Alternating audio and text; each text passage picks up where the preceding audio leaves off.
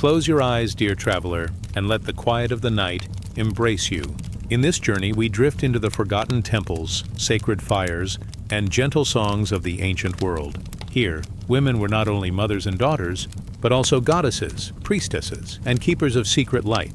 Their voices still echo in stone walls and river winds, reminding us of a time when the divine was tender, when the soul was held by the hands of holy women. Tonight, we move through these stories, slowly, softly, like walking barefoot on sacred earth under starlight. If this journey brings you peace, let your heart whisper back, subscribe, or share where in the world you are listening from. Your presence adds to the circle of calm. The night is quiet now. You rest beneath the soft weight of your blanket. The air around you is calm, like a still lake beneath starlight. Let the world fall away little by little as you enter the story. In the beginning, long before cities, before temples, before the sound of writing on stone, there was the earth. The soil was rich and dark, heavy with promise. The rivers glimmered beneath the moon, carrying water that fed the roots and the seeds. The winds whispered over plains of tall grass, bending like waves of the sea. And in these earliest dawns, the people of the earth lifted their eyes to the sky, then down to the womb of the soil. They saw life spring up from women and from the ground, and so they honored both, mother of flesh and mother of earth. This was the first memory of the Dawn Mothers. Their faces are lost now to history, but their presence lingers, carved in little stones and clay. Small figures, round with life, pressed by careful hands thousands of years ago. The people carried these figures in their shelters, in their camps, by their fires, symbols of birth, of safety, of the endless circle of life. Imagine them now. A small flame in a cave. The shadows sway gently across walls painted with animals and handprints, and beside the fire, a mother holds her child to her chest. The tribe looks to her, for in her arms they see survival. They see the future. The Dawn Mothers were not only women, they were symbols, larger than one person, greater than one story. They were the breath of life itself. Every birth was a miracle, every child a light brought forth from darkness. And so the earliest humans whispered prayers into the night, prayers for the women who carried the tribe forward, prayers for the earth that she might carry them as a mother carries her child. Each birth was a dawn. Each mother was the sun rising again. Close your eyes and imagine walking through a field at daybreak. The horizon glows with gold and pink. Dew glistens on the grass. Birds stir from their nests and call gently to the morning. This was how the first people felt each time a new child was born. It was a sunrise within the tribe, a promise that the circle of life would not be broken. The Dawn Mothers were guardians of that circle. They kept the people close, like the earth cradling its seeds. In time, these mothers became more than memory. They became sacred, not only women but divine women, mothers of all life. The people saw them in the stars, in the moon, in the fertile soil. In the valleys of rivers, clay figures were shaped, some with wide hips, some with gentle faces. They were placed near beds of straw, near the places of birth. They were reminders that the divine feminine was always near, always watching. Hands that gave life, hands that comforted in death. Picture the slow rhythm of footsteps on soil. Nomads moving with the seasons, they carried little figures of the Dawn Mothers in their packs, pressed against their hearts. For wherever they went, they needed her presence. She was not bound to one land. She was within the people and within the earth. The Dawn Mothers were honored in silence and in song. At firesides, soft voices rose in chants, simple words carried by drums of hollow wood. The sound of women's voices became sacred echoes. The tribe listened, eyes closed as the sound wrapped them in safety. It was the sound of the womb, remembered in song. Now drift a little deeper. Picture the night sky of long ago. No cities, no towers, only stars, endless and clear. The people looked upward, and the stars looked back. The women were seen as stars guiding the people through darkness. Like constellations, they held stories. Stories of birth, of courage, of endurance. A mother's pain became sacred strength. Her milk, a gift from the divine. Her arms, a temple of comfort. And so the Dawn Mothers became the first priests of life. Not through ritual, not through books, but through the simple act of giving. Through carrying life within their own bodies. They became walking sanctuaries. The people bowed not to stone idols, but to the miracle of woman, of mother. Now listen closely to the quiet around you. It is like the silence of an ancient cave.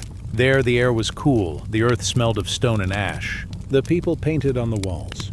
They left behind images of bison, horses, deer, but sometimes too they carved the forms of women. These forms were round, full, strong. They were not portraits of faces, but symbols of life itself. To touch the stone was to touch hope. To carry the carving was to carry the future. The Dawn Mothers were everywhere, in the roots of trees, in the flow of rivers, in the stars above the campfire, in the arms of every child held close to the heart. Centuries passed, but the memory of the Dawn Mothers never faded. They became goddesses of fertility, queens of heaven, guardians of the underworld. Yet at their core they remained the same, mothers of life, mothers of dawn. The soil was their robe, the rivers were their hair, the sun was their child, born anew each day. And the people kept watch, always waiting for the rising light. Imagine the gentle rhythm of a heartbeat, slow, steady, constant. This is the rhythm the Dawn Mothers carried. It was the drum of life itself, the sound of a heart that beats for another. The fire burns low now. The tribe rests, safe in the arms of night. Children dream, mothers cradle them, fathers keep watch. The Dawn Mothers are present, even here, even now. They are in the stars above you, shining softly. They are in the earth beneath you, steady and strong. Let this truth wrap around you like a blanket. Life is a circle. Birth and death are only dawn and dusk. The light returns again and again. The mothers walk beside it, carrying it gently. Now let your mind drift with the rhythm of this ancient story. The air is calm. The world is still. The Dawn Mothers stand at the threshold of night and morning. They carry the flame of life in their hands. Softly they lift it, and the world glows with gentle light. Rest now, beneath their care. Feel the ground beneath you as their embrace. Feel the stars above you as their watchful eyes. You are safe in their circle. You are held in their memory. And as you breathe slowly, gently, the story quiets. The fire fades to embers. The stars turn across the sky. The Dawn Mothers remain, silent, eternal, cradling all life in their arms. Now close your eyes a little deeper. Let the breath of the earth carry you. Let the warmth of the Dawn Mothers soothe you. The story pauses here, but their presence lingers. Sleep gently, rest softly. For the Dawn Mothers guard your dreams. The night stretches wide above you. A silver glow lingers across the horizon. Soft clouds drift slowly as if the sky itself is breathing. The moon rises, quiet and steady, washing the earth with its pale light. You are safe beneath this light. Your breath moves in and out, calm and unhurried. The stillness of the night holds you, as if the air itself is a blanket. It is here, in this silence, that the story begins. Long ago, before the noise of cities, before the hum of machines, the moon was a guide. It marked the passage of time. It softened the darkness with its glow. It pulled at the seas, carrying the waves in gentle rhythms. The people of the earth watched the moon carefully. They traced its changing face, thin as a thread, then round as a shield, then fading again into shadow. They saw in it a pattern, a circle, a mystery. And among the people, there were women who gave voice to the moon. They were the priestesses, the daughters of night, the keepers of lunar wisdom. They stood in quiet temples, open to the sky. They raised their hands when the silver light fell over the land. They listened as if the moon itself whispered to them. Their words shaped the dreams of their people. Close your eyes and picture one such temple. Its walls are made of smooth stone, pale under moonlight. Torches burn low, their flames bending gently in the night air. Above, the stars scatter like diamonds, and at the center stands a woman, her head lifted to the sky. She is clothed in white linen, soft as flowing water. Silver bracelets circle her wrists. Around her neck rests a charm in the shape of the crescent moon. She is still. She is listening. The wind brushes her hair and the world grows hushed. The people gather at the edges of the temple. They watch in silence, their hearts steady, for they know she speaks not with her own voice, but with the voice of the moon. The moon was a mirror for their lives. Its waxing and waning matched the cycles of planting and harvest. Its light guided hunters through forests and fishermen across rivers. Its rhythm echoed the hidden rhythm within women, the secret tides of the body. The priestesses understood this. They carried the knowledge like a flame within their hearts. They knew that the moon was more than a light in the sky. It was a bridge between the human and the divine. They prayed during its rising. They sang when it was full. They fell silent when it vanished into shadow. And in each phase, they found meaning, a lesson to carry into the days ahead. Imagine now the sound of soft drums in the distance. Their beat is slow, steady, like the pulse of the earth. The priestesses move in circles, their feet brushing the stone floor. Their voices hum low like bees drifting in the night. It is not a song of words, but of breath, of tone, of feeling. The people close their eyes as they listen. The sound carries them, lifting them as if on gentle waves. The moonlight falls over them all, washing their faces in silver, every wrinkle, every line softened by the glow. The night becomes holy. The silence becomes full. The priestesses also read the dreams of their people. They believe the moon opened a gate between waking and sleeping, that in the quiet of night the spirit could wander, free from the body. And so dreams were messages, soft threads woven by the divine. The priestesses sat beside dreamers at dawn. They listened with patience. Every detail was sacred. The flight of a bird, the rush of water, the glow of a star. Each image was a seed, and from it grew meaning. Through these dreams the moon spoke guidance, comfort, and warning. The people trusted them, for the priestesses did not speak with harshness. They spoke like the tide, gentle, steady, returning again and again. Their words were the moon's own reflection on the water. The moon was also keeper of the seasons. When it grew full, it called for harvest. When it thinned, it called for planting. The priestesses watched carefully, marking each change. They kept calendars not of paper, but of memory and song. They taught the people when to sow seeds, when to cut grain, when to rest. Their knowledge fed the tribe, and so the moon fed them too. Under silver skies, the fields grew golden. The rivers swelled with fish, the orchards bent with fruit, all beneath the blessing of the moon and the voices of her daughters. Now let the story move slowly into you, like a tide slipping over sand. Imagine lying on the earth, grass cool beneath your skin. The sky above is wide and endless. The moon drifts across it, calm and unhurried. The priestesses once lay the same way. They gazed upward, letting the silver light bathe them. They felt their hearts move with the pull of the tides. They felt their breath steady with the turning of the stars. In those moments, they knew they were part of something vast, something eternal. And so are you. The moon that shone on them shines also on you. The same light falls across your resting body tonight. The same rhythm carries you into sleep. There were times when the moon disappeared. Its face turned dark, hidden from sight. The people grew anxious, for the night seemed too deep, too empty. But the priestesses reminded them gently, "The moon always returns." They told stories of renewal, of seeds buried in earth that rise again as green, of rivers that vanish into the sand, then reappear in rain, of life that fades only to return in new form. The dark moon was not an ending, but a promise.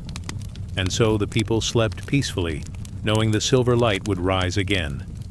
Now, as you breathe, feel that same rhythm. Your breath is like the waxing and waning moon, full with air, then soft and empty, then full again. It is a circle, gentle and endless. You are like the earth beneath the moon's glow, calm, steady, waiting. The priestesses still whisper across time, their songs carried in the night air. Their wisdom flows in rivers, in tides, in dreams. Let their presence surround you. Let the silver light fall softly on your spirit. You are held in the same quiet that once held the ancient tribes. The same peace, the same silence, the same eternal moon. The story slows now. The drums fade. The temple is still. The priestesses bow their heads in prayer, their silver bracelets glimmering one last time in the moonlight.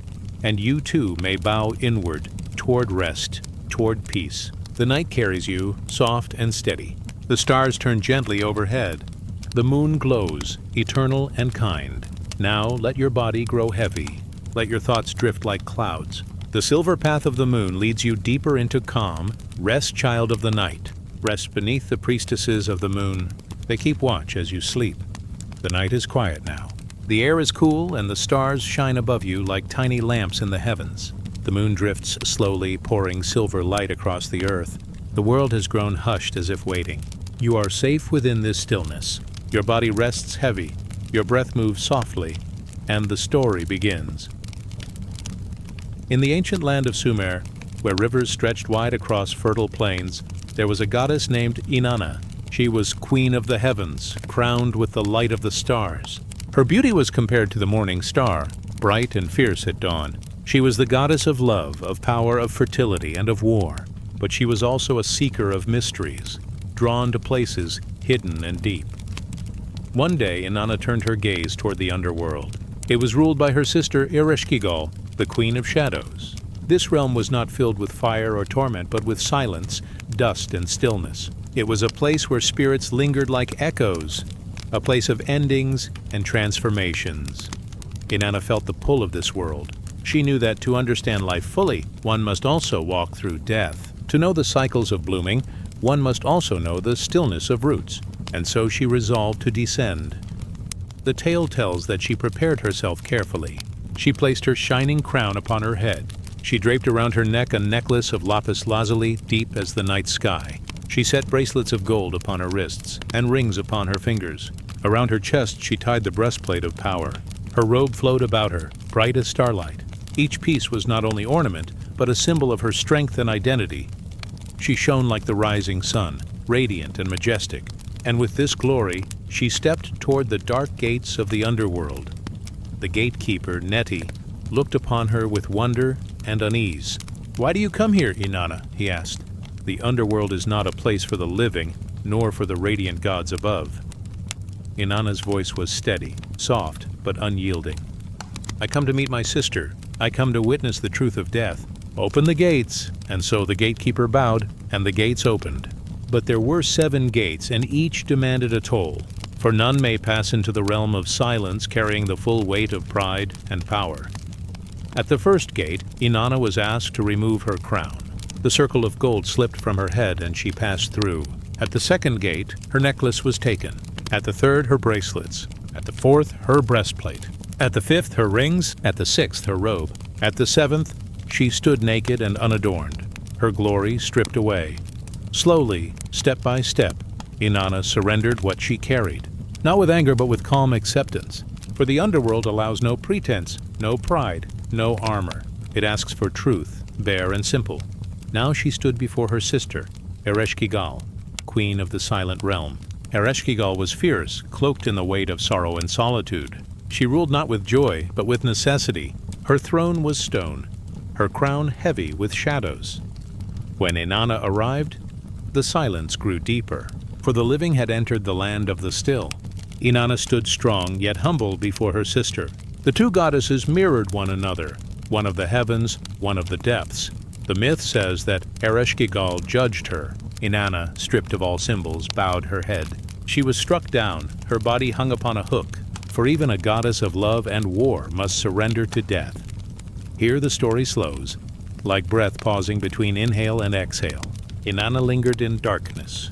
The land above grew restless, for their goddess of life and passion was gone. Seeds did not sprout. Rivers did not flow. The balance had been broken.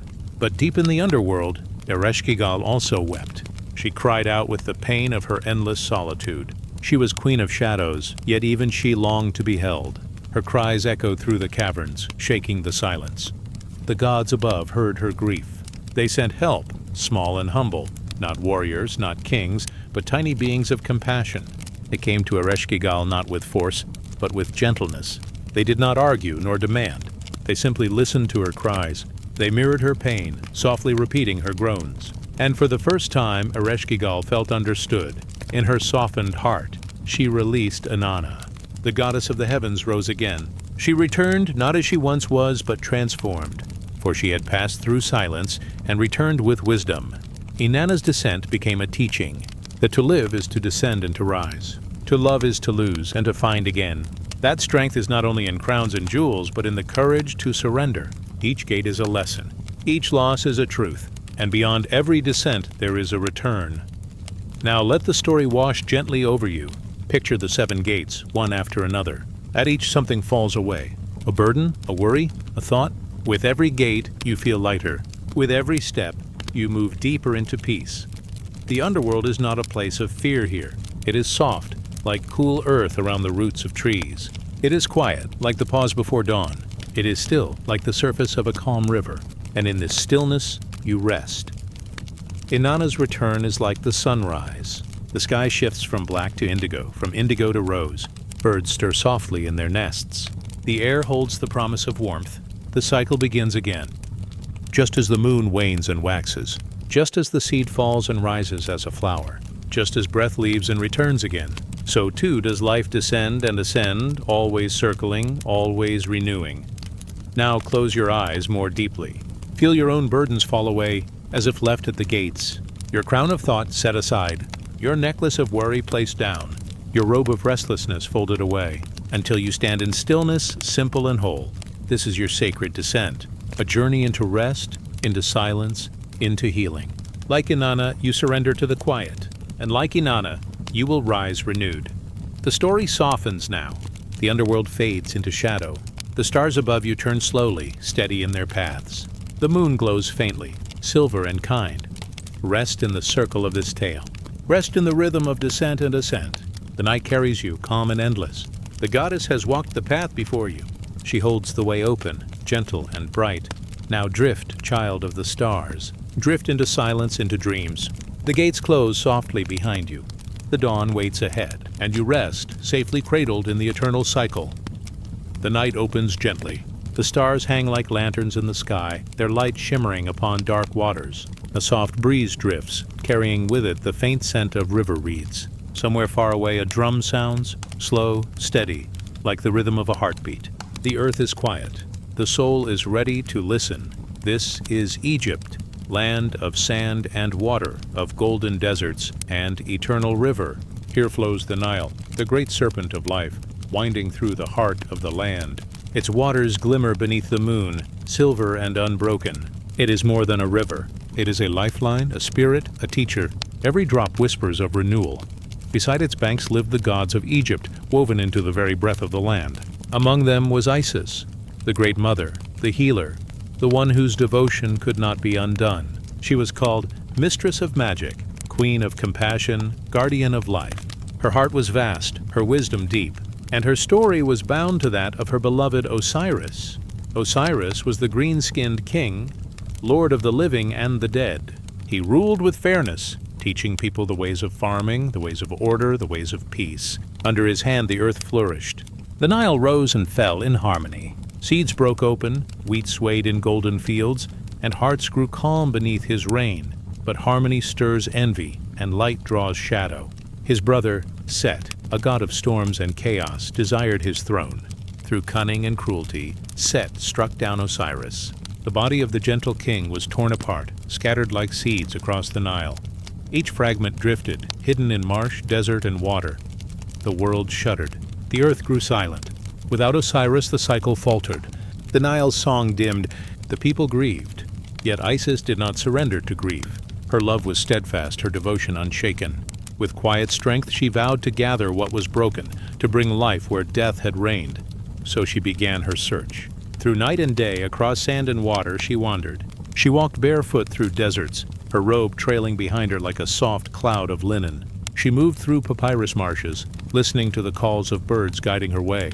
She followed the whisper of the Nile, its currents pulling her gently forward. Piece by piece, she found him. A fragment hidden beneath reeds, another resting in a cave, another carried by the current. Each part she cradled, pressing it to her heart, whispering words of love, words of healing. As she journeyed, the world seemed to listen. The river quieted its ripples for her. The reeds bent to her passing. The desert wind softened to carry her song. For in her devotion, all creation saw the reflection of love itself, tireless, endless, patient. At last, she had gathered all she could. Osiris lay before her, whole yet lifeless. The moonlight washed over them both, pale and tender. And Isis knelt beside him, her hands trembling with gentleness. She began her magic, not with loud incantations, but with breath. Her breath moved like the river's current, slow and steady. Her whispers fell like the Nile's waters, soothing, flowing, unbroken. She spread her wings, for Isis is the goddess who bears wings of protection, and wrapped him in shadow and light. Her love became a balm, her sorrow became power, and Osiris stirred, not as he once was, walking upon the earth in golden robes, but as lord of the hidden realm. He rose to reign over the afterlife, where souls travel like stars across the endless sky.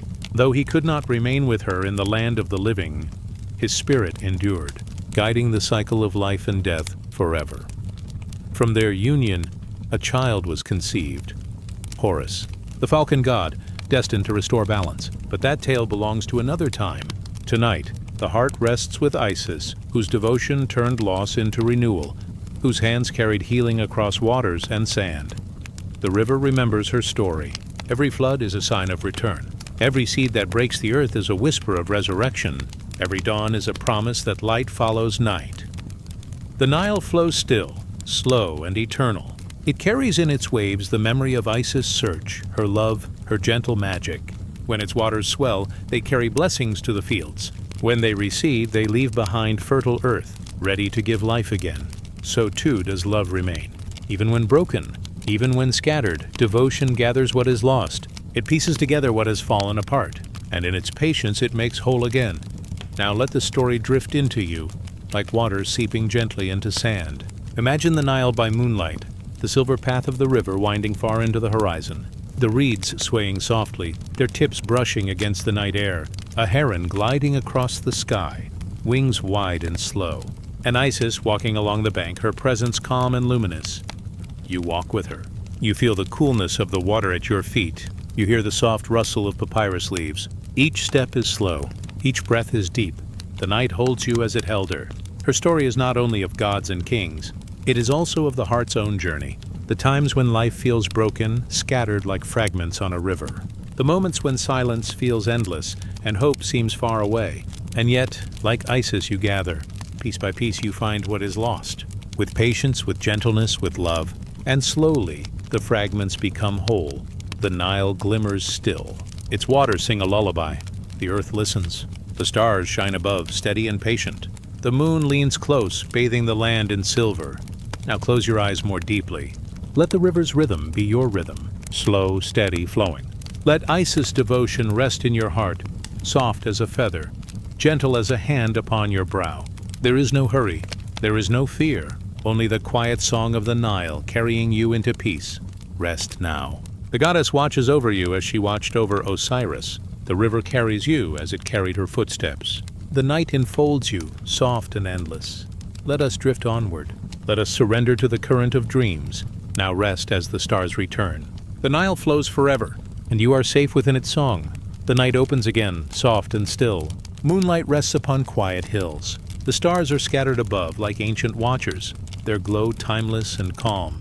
The air is cool, carrying with it the scent of stone, earth, and olive leaves. Somewhere far below, the faint echo of a spring flows, water whispering in the dark. We drift into Greece. Here mountains rise like slumbering giants. Here valleys cradle silence, broken only by the soft chorus of night insects. And here stands Delphi, a sacred place upon the slopes of Mount Parnassus, where heaven and earth seem to meet in secret harmony. At the heart of Delphi lay the temple of Apollo, bright god of light, music, and prophecy. Its columns stood tall, touched by sun by day and by moon by night. Its steps were worn smooth by the feet of countless pilgrims. Kings, warriors, poets, and wanderers came alike, each carrying questions in their hearts. They sought not wealth nor gold, but words, whispers of destiny, a glimpse into the river of time, for within the temple lived the oracle. She was called the Pythia, the voice of Apollo. Seated upon a tripod above the sacred fissure, she listened to vapors rising from the earth. Her body became still, her breath slow and deep, until a trance enfolded her like a veil, and from her lips came words not her own, but those of the God who spoke through her. It was said that when she spoke, her voice carried both clarity and mystery. Her words were like water, reflecting truth, yet rippling with hidden depths. They came in fragments, in riddles, in songs. Those who listened leaned close, their hearts trembling, their minds searching for meaning. And always the words remained, gentle yet powerful, whispers that could shape kingdoms. Imagine the temple at dusk. The last light of day fades across the mountains. Torches flicker, their flames bowing in the wind. The scent of laurel leaves rises, sweet and sharp, for laurel was sacred to Apollo. The pilgrims wait in silence, their eyes fixed upon the dark doorway where the oracle will appear. Inside, the chamber is dim. The stone walls echo softly with each footstep. At the center, the sacred tripod stands above the fissure, from which vapors curl upward like threads of mist. The air is heavy, humming with unseen power. The Pythia enters, her white robes flowing like water around her feet. She sits, she closes her eyes. The silence deepens, broken only by her slow, steady breath. Somewhere in the distance, a mother hums a lullaby, rocking her child to sleep, her voice mingling with the wind. This is the gift of the goddesses of fertility and fields. Not loud, not violent, but steady, nourishing, eternal. Their presence is felt in every meal, every grain of bread, every cradle rocked, every new season that begins again. Rest now in the embrace of their blessings. Feel the soil beneath you, soft and warm, holding the promise of seeds not yet seen. Feel the air above you, gentle and cool, carrying whispers of rain. The stars shine quietly, like ancient eyes that have watched harvests come and go for thousands of years. Let the goddesses' songs soothe your spirit. Let their endless cycles of life, death, and rebirth cradle you like the earth cradles its seeds. Now, let your breath slow, like the turning of the seasons. Let your body rest, like fields lying fallow, waiting for spring. And as the night deepens, drift onward, gently, softly into dreams, where the mothers of the earth still walk, blessing every seed, every field, every soul. Twilight settles over the city of Rome. The last glow of the sun lingers on rooftops of terracotta, soft and fading as shadows stretch across marble streets. The air grows cool, carrying the scent of smoke, laurel, and distant bread ovens. In the heart of the city, where the Forum lies hushed beneath the stars, a quiet flame flickers, steady and alive. You drift closer, carried by the gentle rhythm of night. Torches dim along the roads, voices grow faint, and the sound of sandals fades into silence. All attention turns inward to a single fire kept burning, a light that has never gone out. This is the flame of Vesta, goddess of the hearth. And around her eternal fire, the Vestal virgins move like shadows of devotion, guardians of Rome's very breath. The temple rises, simple yet sacred, circular in shape, echoing the ancient huts of the earliest Romans. Its roof opens to the stars above, allowing both heaven and earth to share in the fire's glow. Within, the flame burns at the center, alive and whispering, a reminder that Rome's strength is not only in stone and sword, but in spirit and continuity. The Vestal virgins walk quietly across the polished floor, their white robes flowing like water, their veils pale as moonlight. They are chosen young, their childhood left behind for a life of service. With calm hands they tend the sacred fire, feeding it with carefully chosen wood, keeping its flame from faltering. For to let it die was unthinkable, a sorrow for the city itself. The fire is not just fire. It is the warmth of every home, the safety of every hearth. It is the invisible cord that ties families together, that links Rome's present to its future. The virgins do not only serve a goddess, they cradle the soul of the empire. In the stillness, you hear the soft crackle of the flame, the slow rhythm of breath, the rustle of robes brushing stone. The virgins move in silence, their lives bound to purity and devotion. They are set apart, living not as ordinary women but as living symbols. Their days unfold in rituals of care, in prayers whispered beneath columns, in the gentle rhythm of light preserved. When dawn comes, the city stirs, and citizens glance toward the temple. The flame reassures them, reminding them that Rome is alive, watched over, protected. Farmers arriving with carts of grain, senators walking toward marble halls, mothers carrying infants in cloth. All feel comfort in knowing the flame still burns. It is the city's heart, beating quietly yet endlessly. In moments of festival, the flame glows brighter still. At the Perilia, a feast of shepherds, garlands are hung, and offerings of milk and cakes are brought. The people thank Vesta for warmth, for food, for safety. They believe her fire runs through all fires. Every stove, every lamp, every flickering torch across Rome is but an echo of her eternal blaze.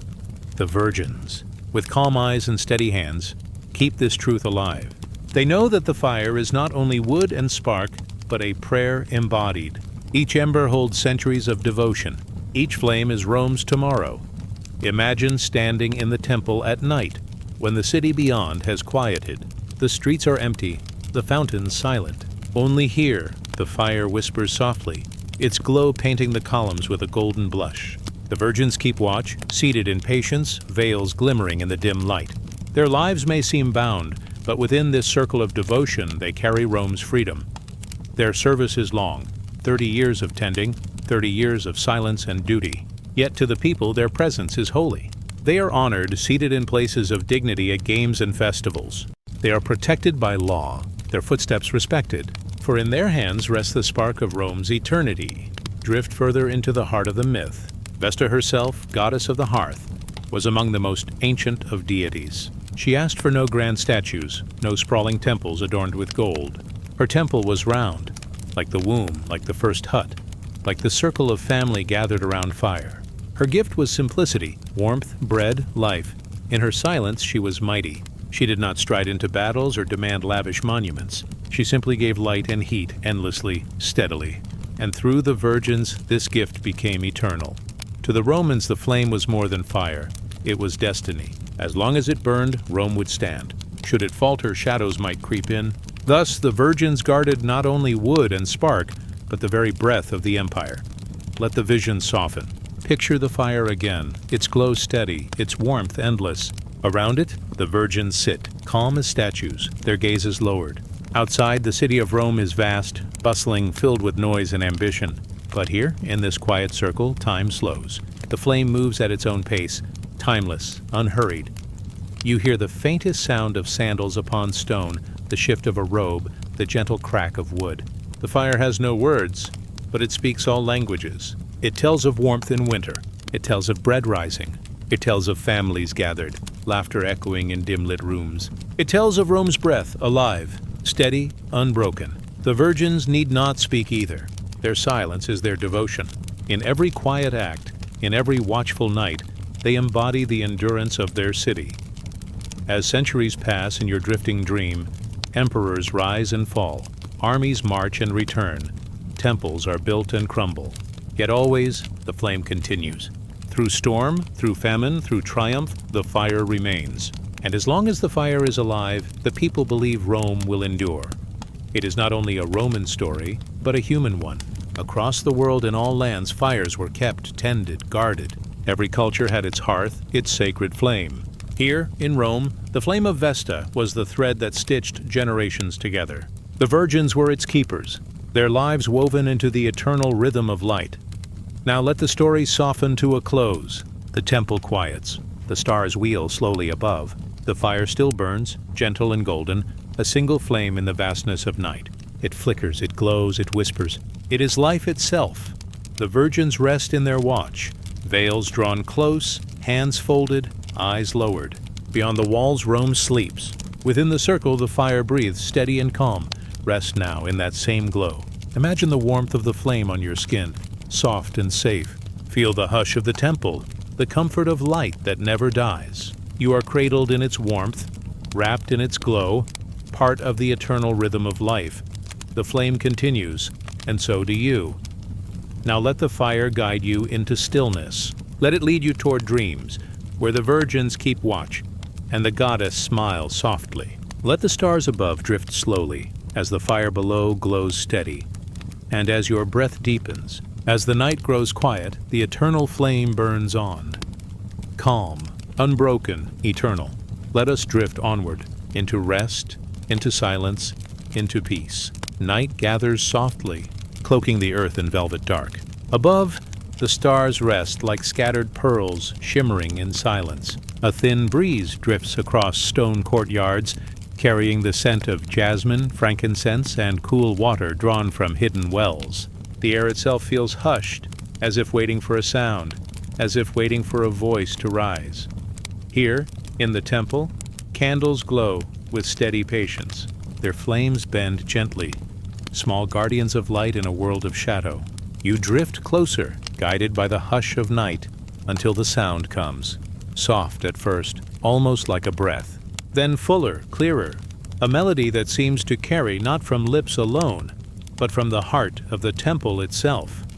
It is the hymn of women, their voices rising in sacred song. The chant flows like water, slow and unbroken, weaving through the air like threads of silver. The voices rise together, not one above the other, but all entwined, like strands of light forming a single flame. Each note is tender, each word a prayer. Their song does not rush. It lingers, it breathes, it fills the space with calm. You feel the sound rest upon you, soft as morning mist. It does not stir the mind into thought.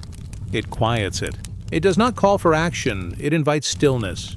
The music becomes a bridge, carrying human longing toward the unseen, carrying silence back as comfort. These women are not alone. They sing to the gods, to the stars, to the endless, and yet their song reaches you as well, steady and close, as if sung only for your breath, your heart, your peace. In Egypt, priestesses once raised their voices in praise of Isis, mother and healer. Their chants moved like the Nile itself, flowing through stone halls, echoing in chambers of columns and light. They sang of birth, of sorrow, of renewal, their tones soothing the weary, guiding the lost, strengthening the faithful. In Sumer, the hymns of women rose to Inanna, Queen of Heaven. Their voices were drums of devotion, their words woven with symbols of stars and gardens. They sang not only of gods, but of human longing, the longing for love, for life, for meaning. Each chant was a river, carrying the human soul closer to the divine. In Greece, the Temple of Apollo heard songs offered by the Pythia and her attendants. Their tones were sharp, yet tender, like the cry of birds in dawn's light, weaving mystery with prophecy. They did not sing to please the ear alone, but to shape the air with sacred truth, to make each word a vessel for the gods. Across lands, across time, the voices of women lifted the unseen into sound. Close your eyes now, and hear the chant not as history, but as presence. The voices are near. They rise like waves, fall like rain, echo like wind through trees. Each note is shaped by breath, drawn from the quiet within, released into the quiet around.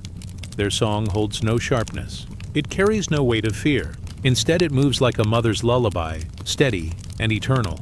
It tells you of cycles, of endings that lead to beginnings, of seeds that sleep to rise again. It tells you of the bond between flesh and spirit, between the seen and the unseen. The melody does not end. It circles. It repeats. Each return deepens the calm, like waves brushing the same shore again and again. The women sing not only with voices, but with their whole being. Their hands lift, slow and graceful. Their bodies sway gently as reeds bend to a river. Their eyes close, seeing not the world outside, but the light within. To them, song is prayer. To them, sound is offering. To them, each note is a flame lit upon the altar of the air. Imagine the temple filled with this chant. Imagine the walls holding it, the roof opening to the stars, the earth below humming in quiet reply. The chant becomes more than music. It becomes a presence, a living thread between all who hear and all who are unseen. In many lands, people believed song could heal. A voice steady and pure was thought to cleanse sorrow, to quiet storms of the heart. Song was not for performance, it was for communion. It was a way of remembering that human breath is also spirit, that sound itself is sacred. The women who sang understood this. They were vessels, not performers. They carried the longing of many and lifted it toward the divine.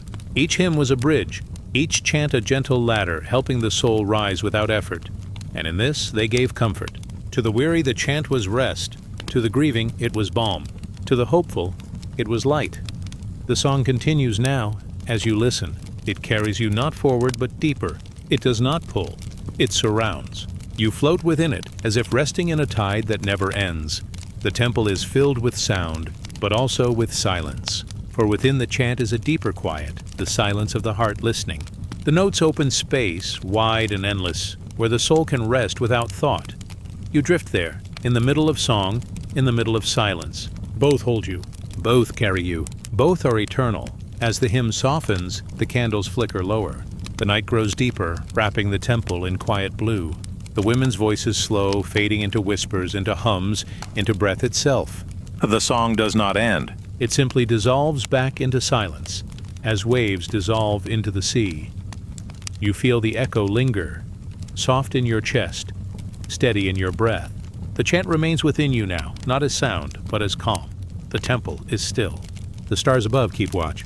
The air holds the last traces of incense, warm and sweet, and you rest as if the song continues even when unheard. The voices of sacred song have always been this way, rising, then fading, yet never gone. Their hymns live not only in temples but in memory, in silence, in the soft rhythm of breath. Their gift was not merely sound, but peace, given to those who listened. given to those who needed rest. So let the song cradle you still. Let it rock you as a mother rocks a child. Let it carry you deeper into quiet, deeper into dreams. The candles dim. The stars turn slowly above. The voices fade into eternity. Now rest as the chant becomes silence, and the silence becomes light. Let us drift onward, carried by song, carried by peace, carried by night. The night is gentle now. The stars hang low like silver lamps over a hushed and ancient world. The air is cool, carrying the faint fragrance of pine and myrtle, of damp soil and drifting blossoms. Far away an owl calls once, then falls silent, as if even it must respect the quiet of sacred hours. You are drifting once more through time, through dream, through the soft currents of memory that belong not to one life, but to the many lives that came before. Ahead, in the dim glow of moonlight, rise the shadows of temples and groves where women once gathered in secret. They were the keepers of mysteries, the mothers of hidden rites. They held in their voices and their hands the promises of rebirth, the wisdom of night, and the gentle touch of transformation. Long ago in the land of Greece stood Eleusis. It was not the grandeur of marble walls that made Eleusis sacred, but the story whispered in its soil. The story of Demeter and Persephone, of a mother who searched the earth for her child, of loss, of return, of the endless cycle of death and life. Within this sacred place, women led the way into the mysteries. Clad in simple robes with torches burning in their hands, they walked in silence. Their steps echoed softly against stone, like a heartbeat within the earth. The torches were not only flames, but symbols of searching. Light carried into darkness, hope carried into the unknown. The initiates who followed them did not ask questions. They entered quietly, surrendering their restless thoughts, and prepared to receive the secret wisdom. The women, mothers, priestesses, guides, welcomed them not with words, but with presence. It was said that to stand in their company was to feel the embrace of the Great Mother herself. The mysteries of Eleusis were never written down. They were spoken, sung, and enacted in shadows and firelight. What passed from voice to ear was guarded, for it was too delicate for stone tablets, too alive for cold ink. And so even now what truly happened remains veiled. But the essence shines through. It was a ritual of descent, of return, of rebirth. It taught that death was not an end but a passage, that beneath grief lay renewal, and beneath winter the quiet stirring of spring. The mothers of these mysteries carried this truth like a vessel filled with water. They poured it gently into the hands of those who sought comfort. They reminded souls that the earth too sleeps and wakes, that seeds fall into darkness before they rise again in light. Beyond Eleusis, other groves whispered with their own secrets. In the hush of midnight forests, women gathered in circles, their forms dim against the glow of moonlit fires. They sang softly, voices weaving into a single, endless hymn. Their chants rose like mist, like prayers that were not asking, but remembering.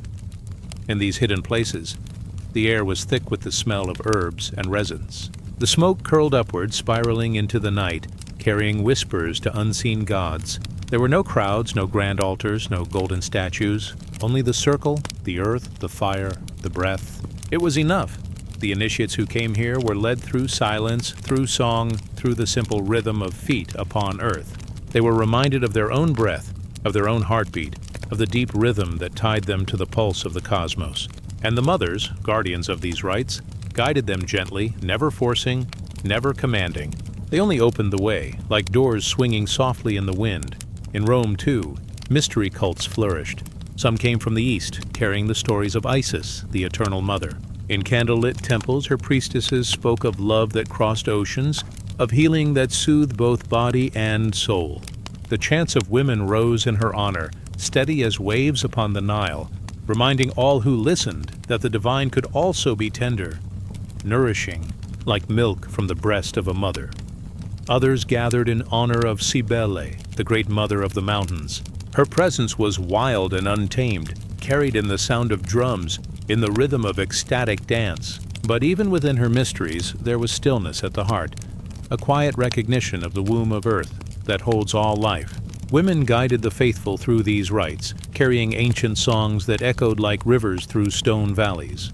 Always at the center of these cults was the image of the mother, not always the same face, not always the same name. but always she was present. She was Demeter, Isis, Cybele, Rhea, Inanna. She was the womb, the earth, the soil that nourished seed. She was the night that held stars, the silence that cradled song, and the women who served her became her mirrors.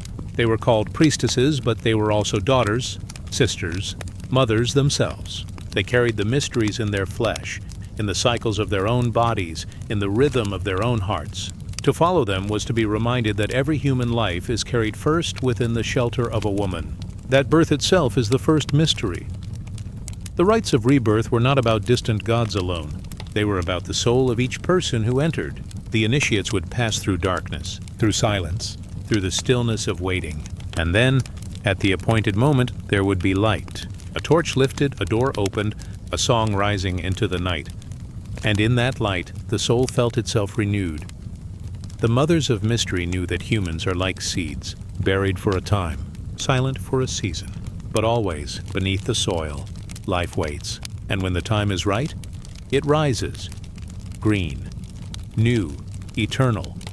Listen now to the soft sounds of their chants. Imagine the low hum of many voices blending into one. It is not a melody of triumph, but of peace. It is like water flowing over stones, like wind moving gently through tall grass.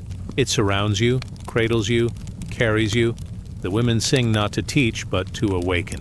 Not to command, but to remind. Their voices are the voices of mothers calling children home, of the earth calling seeds to rise.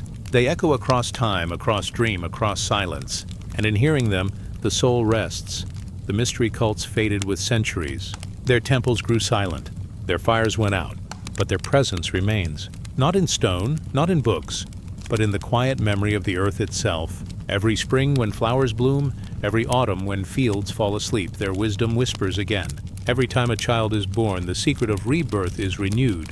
The mothers of the mysteries have not vanished. They live in the gentle cycles that cradle all life. In the lull of night, in the glow of morning, in the hush of winter, and the return of spring. Their songs are the seasons. Their rites are the rhythms of time. Now let the night deepen. Let the stars return to their silent watch. Feel the weight of blankets, soft as temple robes, drawing you into stillness. The chants of the women fade into whispers, like a lullaby remembered from long ago. The fire grows dim, the circle closes, the grove falls silent. Rest now as the mothers of the mysteries rest. Rest as the seeds rest in earth, as the moon rests in shadow, as the world rests between seasons. The rites are complete. The wisdom has been spoken in the language of silence. Let us drift onward. Let us drift into the embrace of sleep, for the mysteries are eternal, and they wait in dreams. The night is deep and quiet. The stars shimmer above like scattered pearls on velvet sky. The sea is calm, its gentle waves brushing the shore with a rhythm older than memory. A soft breeze carries the fragrance of salt and thyme, drifting through olive groves that sleep beneath the moon. Here, upon the island of Crete, dreams stir. Stone palaces rise like ancient guardians, their walls painted with colors that still glow faintly in the dark. And within these walls lies a mystery. The labyrinth, a place of winding passages and hidden turns, a place where the lady of the labyrinth once ruled, her presence felt in dance, in music, in ritual that mirrored the very twists of life itself. In Minoan Crete, long before written histories unfolded, people turned to the lady of the labyrinth. She was no distant queen carved in marble. She was a living spirit, woven into every ritual and every sacred dance. She was seen in the bull that leapt, in the spiral of the labyrinth, in the pulse of the drum. Her voice was heard in the hush of caves, in the laughter of women circling by firelight, in the rustle of bees that hummed around the honeycombs of the sacred hive. To the Minoans, life itself was a labyrinth, not a trap but a pattern, a dance of turns and returns, a movement inward to the center and outward again to the light. The lady was the guide of this dance. She taught that every winding path held meaning, that even when one seemed lost, the way forward was always unfolding. The great palace at Knossos was said to hold her mystery. Corridors stretched long, stairways rose and fell, chambers opened into chambers. It was not a place of confusion, but of pattern. Like threads of a woven cloth, each hallway was part of a greater design. At the heart of this place, women danced. Their feet moved in spirals and circles, tracing the shape of the labyrinth upon the polished floor. They held hands, they lifted torches, their robes flowed like waves. The music of flutes and drums rose around them, soft and steady. Every movement echoed the hidden truth. Life is not a straight path, but a turning one. The lady watched, unseen yet present. She was not painted only on walls, not carved only in stone. She was in the dancers themselves. She was the rhythm of their breath, the strength of their steps, the light in their eyes. In the myths told later, she would be remembered in fragments. As Ariadne, the one who gave a thread to guide through the maze. As a goddess of the spiral, the thread, the turning path. But to those who once danced in her honor, she was more than a single story. She was the labyrinth itself and the way through it. She was the center, and the guide who led seekers to that center. The thread was her gift, not only a string of fiber, but the invisible line of meaning that binds each step together. It was the reminder that even in the most tangled journey, there is always a way home. The labyrinth was not only stone, it was also drawn upon the earth. On flat ground with chalk or ash, spirals were traced. People walked them slowly, step by step, turning inward with calm breath, until they reached the center. There they paused, as though resting in the heart of stillness itself. And then, gently, they walked outward again, carrying the quiet strength of the center with them. This was no puzzle to be solved, no riddle to be conquered. It was a meditation, a moving prayer, a reflection of the cycles that rule all life. Birth and death, loss and return, descent and rising. The Lady of the Labyrinth was felt in every turning, her hand unseen yet near, her voice silent yet heard in the soul. There were times of festivals when the island bloomed with sound. In wide courtyards under open sky, dancers leapt with bulls. It was not a battle, but a dance of daring grace. The bull charged, and the dancer touched its horns, lifted high, and spun through the air, landing softly on the other side. The crowd did not cheer, for this was not spectacle. It was sacred. The bull was her creature, strong and untamed, yet part of her design. The leap was an act of trust, of harmony with power, of surrender to rhythm. Each leap was a reminder. Danger and beauty walk together in life. But guided by the lady, one could move through even the fiercest trial with balance and grace. The caves of Crete, too, whispered her name. Deep in the earth, cool and dark, pools of still water mirrored the glow of torches. Stalactites dripped like the slow beating of time. Here offerings were laid, shells, figurines, small vessels filled with oil or honey. Here, the lady was honored as the one who dwelled beneath in the secret heart of earth. The labyrinth was not only above, in palaces and courtyards, but also below, in caverns that wound like hidden veins. The seekers who entered such caves felt the weight of silence pressing close. Yet it was not fear. It was the hush of presence, the nearness of the unseen. The Lady of the Labyrinth was mother of both light and dark, both sea and stone, both the open path and the hidden one. To the Minoans, she was not a distant god on a high throne. She was close, intimate, dwelling in the breath of the dancer, the steps of the pilgrim, the pulse of the drum. She was felt in bees that hummed, in serpents that shed their skin, in doves that circled the skies. Every creature that moved in rhythm with the earth was her messenger. Her labyrinth was life itself, each turn a season. Each crossing a choice, each step both new and eternal. Those who followed her path learned to walk not with haste, but with trust. For she taught that even in confusion, one is never truly lost. Every twist returns to center. Every descent leads to rising. Every ending opens into beginning again. The memory of the lady faded as centuries passed. The palaces fell silent. The dances ceased. The thread grew dim in human hands. Yet still, the labyrinth lives on. In quiet gardens where stones mark spirals upon the grass. In the steps of pilgrims who walk in slow circles, searching for peace. In the winding journeys of every soul. And though her name has changed, her presence remains. She is still the guide who whispers that no path is wasted, that every step, even the faltering one, leads closer to the heart. That life itself is the dance of a labyrinth, and rest is found in its center.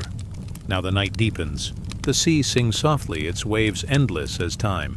The olive branches stir in the wind, their silver leaves shimmering beneath the stars. The labyrinth fades into dream, its spirals resting quietly in the dark. Feel the gentle weight of stillness, like cool stone beneath your hand, like soft earth beneath your feet. The lady watches, patient, tender, eternal. She needs no words, no command. Only her presence, quiet as moonlight, steady as the sea. Rest now, as the dancers once rested when the music ceased. Rest as the labyrinth rests in silence after footsteps fade. Rest as the lady rests at the heart of all things. Let us drift onward. Let us drift into the soft embrace of dreams, for the path continues, and the lady of the labyrinth waits in sleep. The night opens gently. The air is quiet.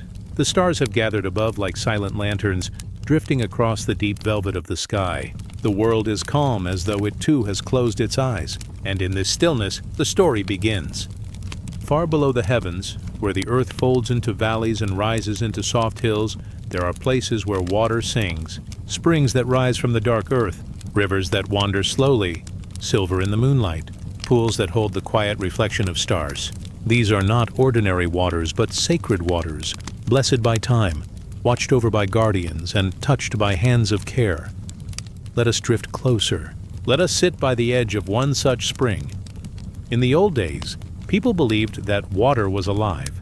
Not only alive, but listening. It could carry sorrow away like a leaf floating downstream. It could hold prayers like light shimmering on its surface. It could give back health, peace, and renewal to those who came in trust. By these waters stood women, the guardians of healing. They were gentle figures, dressed in simple robes, their hands soft yet strong. They did not own the water nor command it. They simply listened to it, cared for it, and shared its blessings. At dawn, when the mist still clung to the earth, the guardians would gather. They would bow their heads to the spring, their voices low as if speaking to an old friend.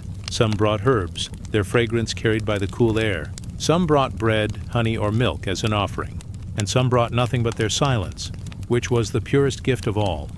The people came too, the weary traveler with tired feet, the mother with her child pressed against her shoulder, the elder whose bones ached from the weight of years.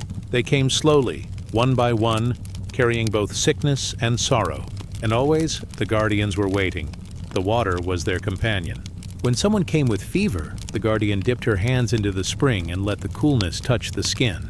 When someone came with grief, she cupped the water and poured it gently, as if washing away invisible dust. When someone came with fear, she whispered a blessing, letting the sound of the flowing stream steady the heart. The guardians did not promise miracles. They only promised presence. The spring was not a cure for every wound, but it was a place of renewal. Here people remembered that they belonged to the earth, and that the earth held them kindly.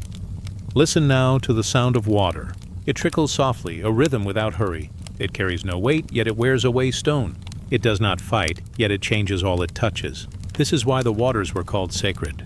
They were a teacher as well as a healer. The guardians knew this truth. They taught by gesture, not by words. A child who watched them learned that patience was like water. A seeker who sat by the spring learned that peace could flow quietly, even in troubled times. The sick who leaned upon the bank learned that weakness could be held gently, like a pebble resting in the stream. And so the waters healed, not only the body but the soul.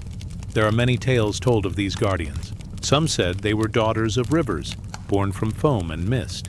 Others said they were chosen women who left their homes to serve the waters for life. But all tales agree. The guardians were tender, and the waters were alive with grace.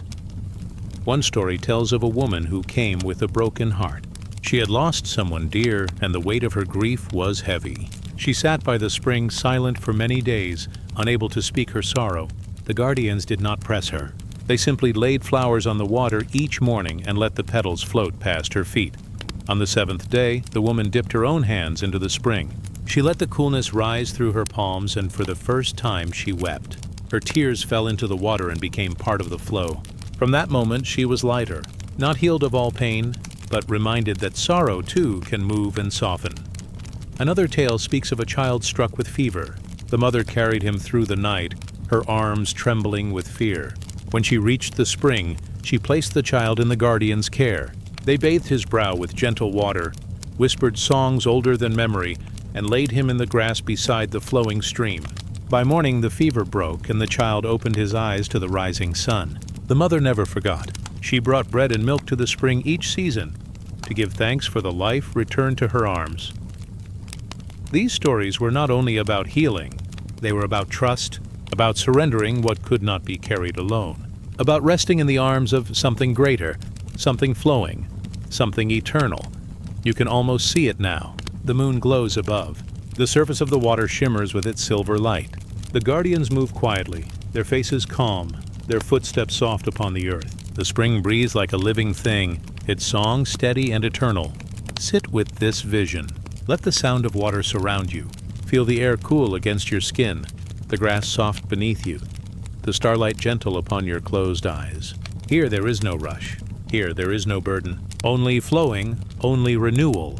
The waters remind us that life itself is like a stream. Sometimes it moves swiftly, sometimes slowly, sometimes clear, sometimes clouded. But always it flows onward. And within its flow, there is always the chance of cleansing, of renewal, of peace. The guardians teach us to be gentle with ourselves, the way water is gentle with stone. They remind us that even sorrow may soften, and even pain may be carried away. They remind us that the soul, like the river, is always in motion, always finding its way. Now the night deepens. The stars lean closer. The waters glow faintly as though lit from within. The guardians rest by the spring, their heads bowed in prayer, their hands folded softly in their laps. Let your own heart rest with them. Let your breath move like the stream, slow, quiet, unbroken. Let the weight of the day be carried away like leaves drifting downstream. The waters have no end, only a flowing onward. And so too does rest lead you onward, deeper and deeper into stillness. Now sleep as the guardians watch. Sleep as the waters sing. Sleep as the night holds you close. The night is soft. The air is still. The sky stretches wide, filled with stars that glow like embers resting on velvet. And far beyond, hidden behind the quiet dark, the sun sleeps, waiting for its slow return. In this hour of rest, let us wander into a story of light, a story of the daughters of the sun, women who carried warmth, radiance, and the eternal fire of life into the hearts of their people. High in the mountains, where the air is thin and pure, and in the wide deserts, where the earth lies bare beneath the sky, people once turned their gaze to the rising sun.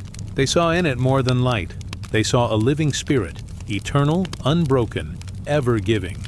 The sun rose each morning like a promise. It brought warmth after the chill of night. It gave crops the strength to grow. It painted the world with color, turning stone to gold and rivers to silver. And yet, the people said, the sun did not travel alone. It sent forth its daughters, divine women of fire and grace, who carried its gifts upon the earth. In the mountains of the east, they told of women who danced with golden veils at dawn. Their movements were slow and graceful, like light spreading across the ridges. When their feet touched the ground, the frost melted. When their arms reached upward, the birds began to sing.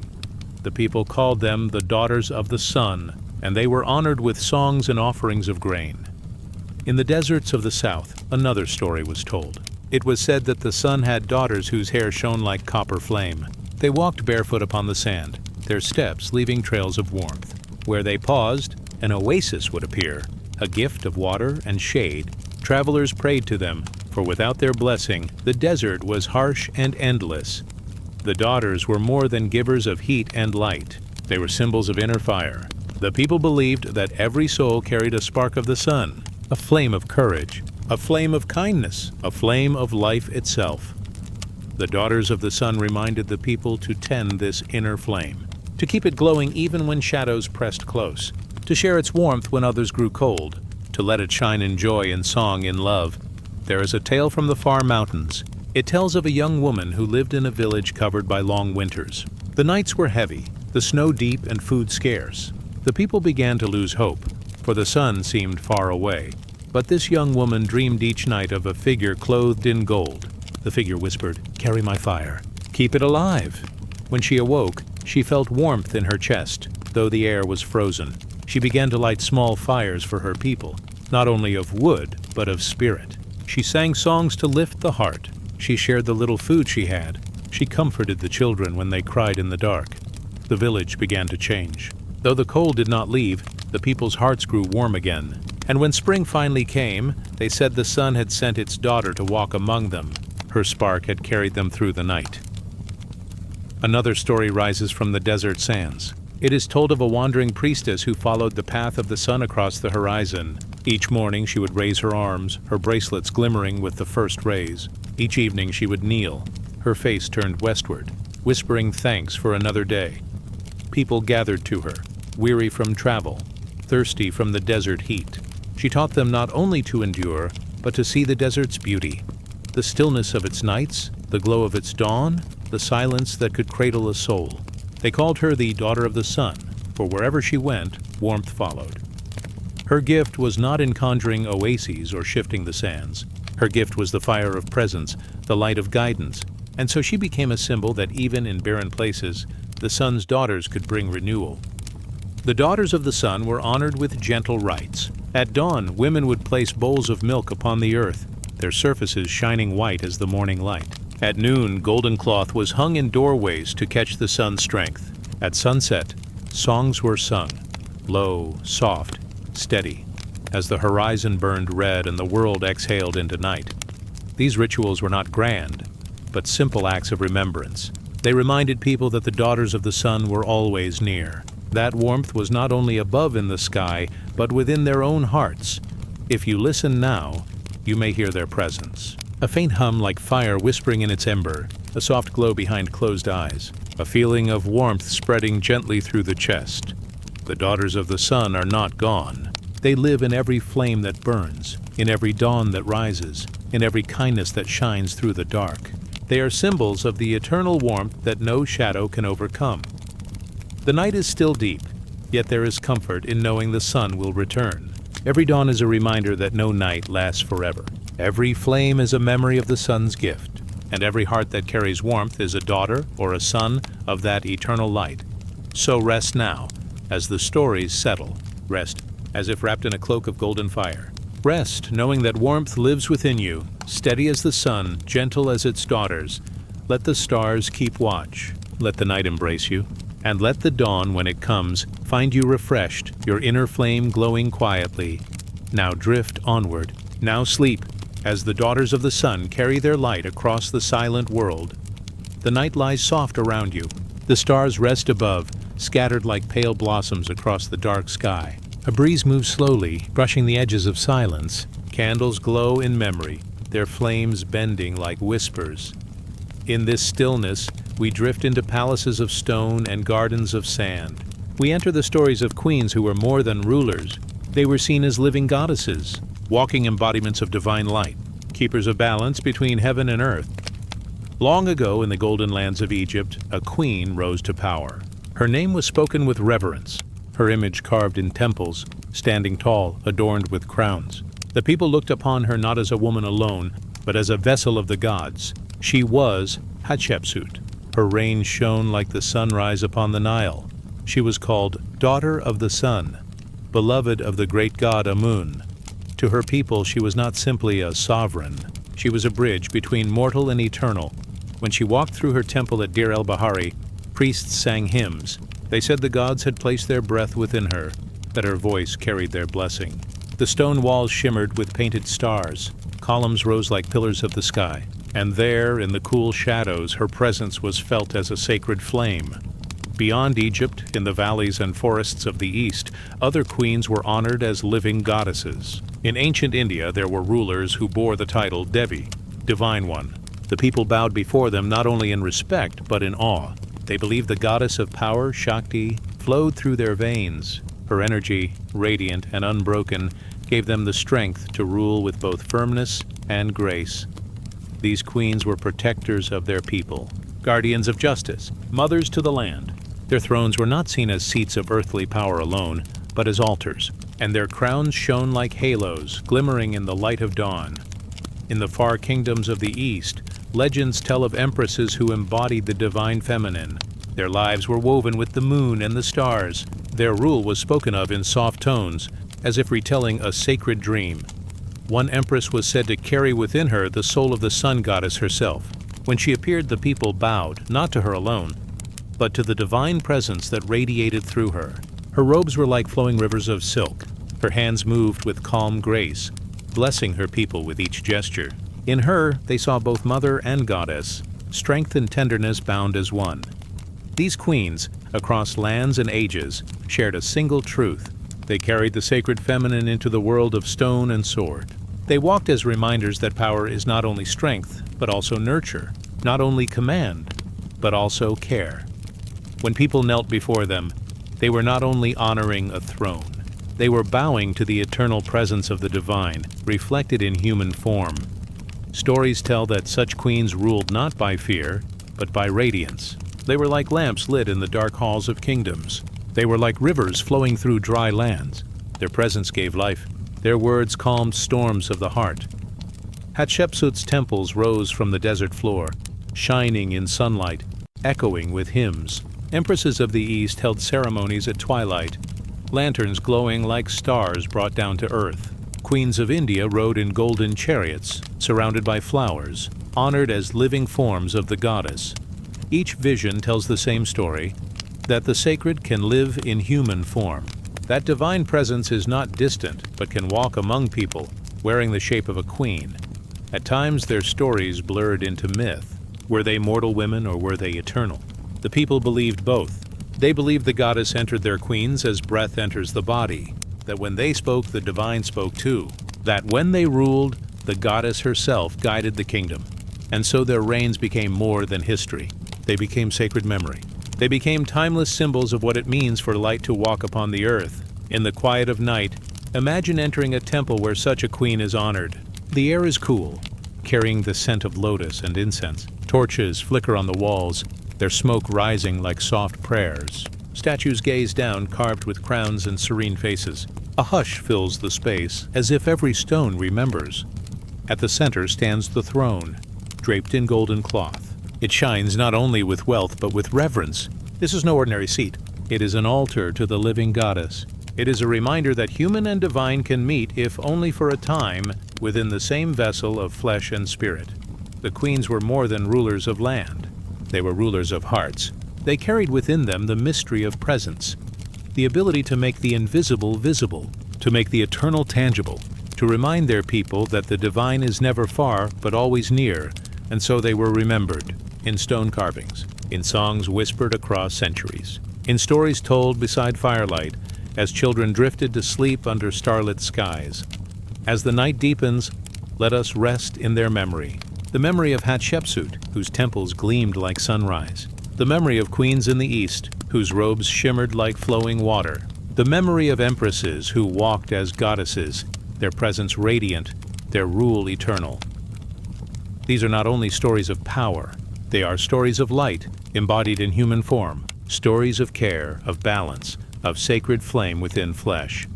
Now let the stories fade into stillness. Let the queens return to their golden thrones, to their temples, to their gardens. Let the divine presence rest, watching gently over the world.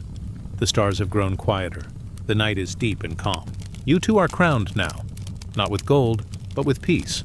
The crown of rest, the throne of sleep, so close your eyes. Drift deeper, rest, as the queens rest in memory. Rest, as the goddesses watch from beyond. And let the dawn, when it comes, rise gently upon you, carrying warmth, carrying light. Now drift onward. Now rest, as the stars return. The night opens like a soft curtain. Moonlight falls gently on broken stones. Shadows breathe along the walls of ruined sanctuaries. You drift, slow as mist, into a world where memory still lingers. The air is cool, touched by the scent of earth after rain. The ground beneath feels ancient, worn by countless steps.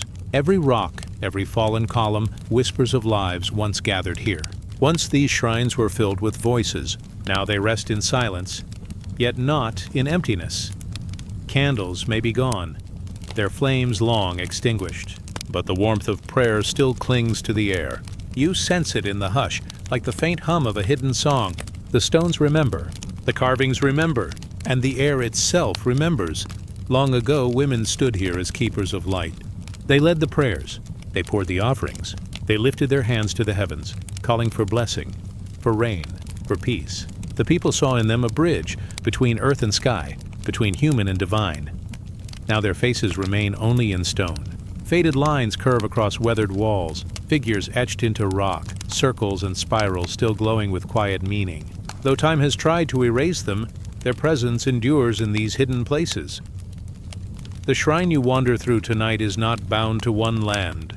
It belongs to all lands, to every valley, desert, mountain, and river where shrines once stood. You walk through many places at once. Egypt's sands, the hills of Greece, the forests of India, the silent steppes of forgotten kingdoms.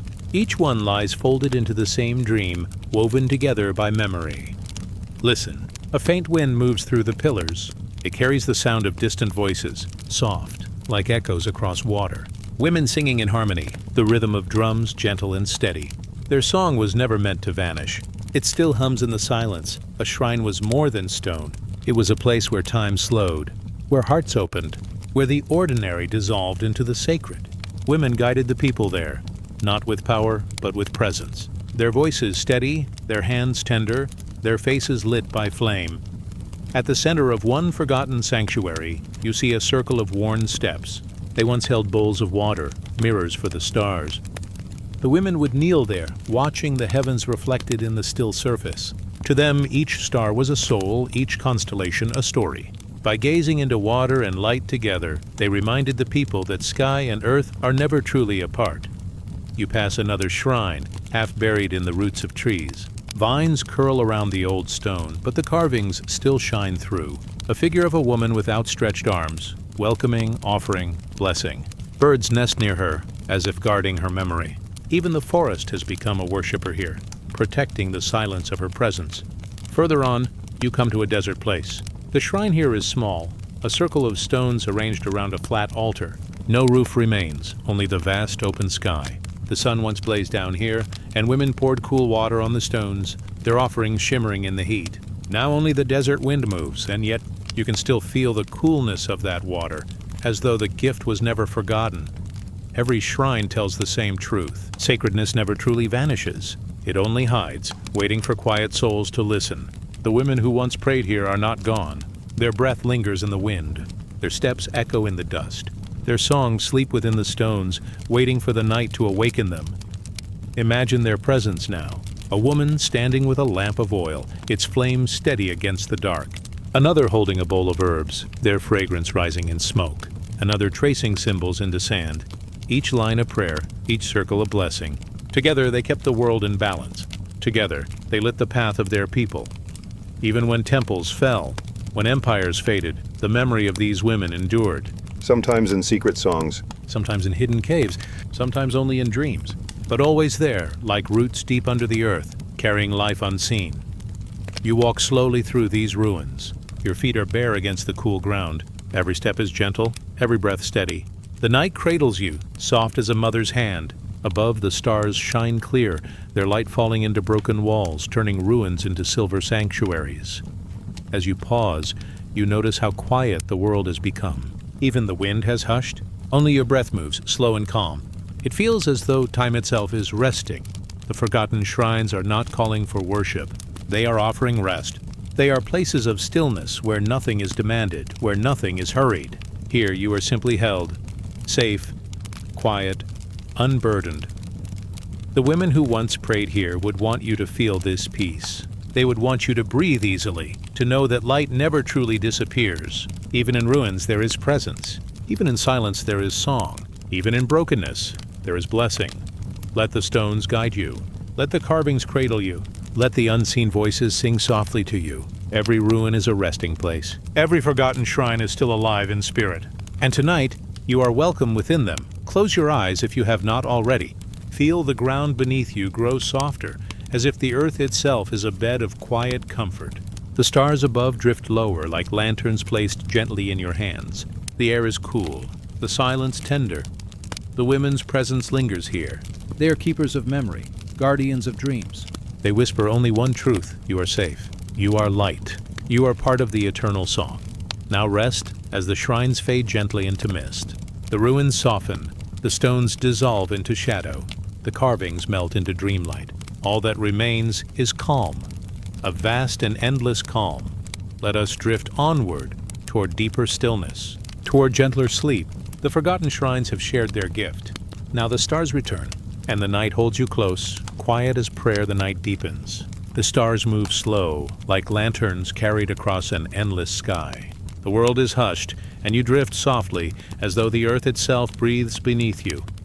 Here, in the tender stillness, our long journey comes toward its closing, but not an ending, more like a river meeting the sea, more like a flame that passes its light to another flame. So the glow continues, unbroken, eternal.